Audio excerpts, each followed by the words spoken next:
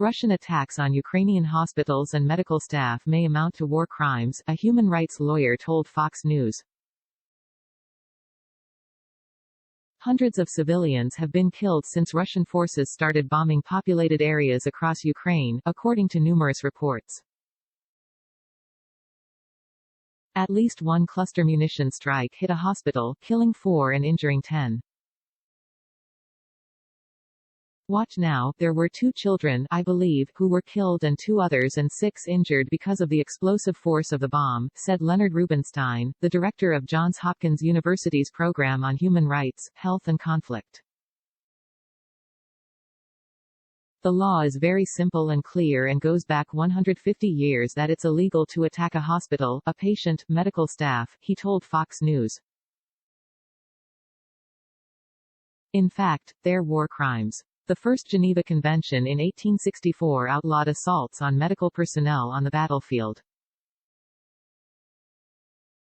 Since then, Russia has avoided punishment despite repeatedly violating these terms, according to Rubenstein. Russia has a long history of attacking hospitals, the human rights lawyer told Fox News. They did it in Chechnya, attacked multiple hospitals in the capital during the war in there 20 years ago. More recently, in Syria, they targeted hospitals in Idlib, in the northwest, in Aleppo and destroyed many hospitals, Rubenstein added. The United Nations found that pro-government forces in Syria carried out aerial and ground attacks in 2020 on civilian markets, refugee camps, and most notably hospitals. The attacks on civilian populations included the use of cluster munitions, similar to the Russian use of cluster munitions on Ukrainian civilian areas, according to the report. Cluster munitions are explosives that contain smaller bombs. They can strike wide areas and raze entire civilian neighborhoods. The pattern of indiscriminate attacks amounts to a war crime just as a deliberate attack is, Rubenstein said. So if these are confirmed after investigation, and of course, we don't have those investigations yet, they could be war crimes.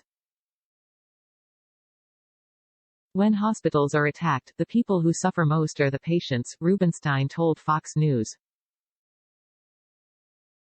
As long as the fighting goes on in the cities, they will not be able to get staff to come to work, patients won't be able to get there, supplies won't be able to get there, he said.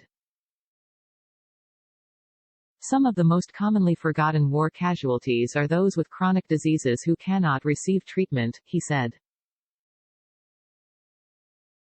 People in need of care don't come, Rubenstein said. Their condition gets worse, and they may even die just for fear of coming to a hospital that can be attacked. Still, Rubenstein pointed to a silver lining. In Ukraine, there's actually an opportunity, because unlike in other cases, this case could go to the International Criminal Court without going through the Security Council, where Russia has a veto, he told Fox News.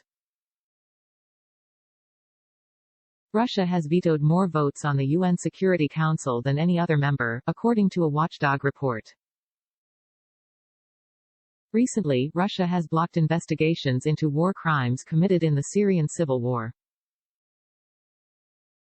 Here, the criminal court has already started an investigation because it has the power to do so, and these attacks on hospitals have to be included in that investigation, Rubenstein said.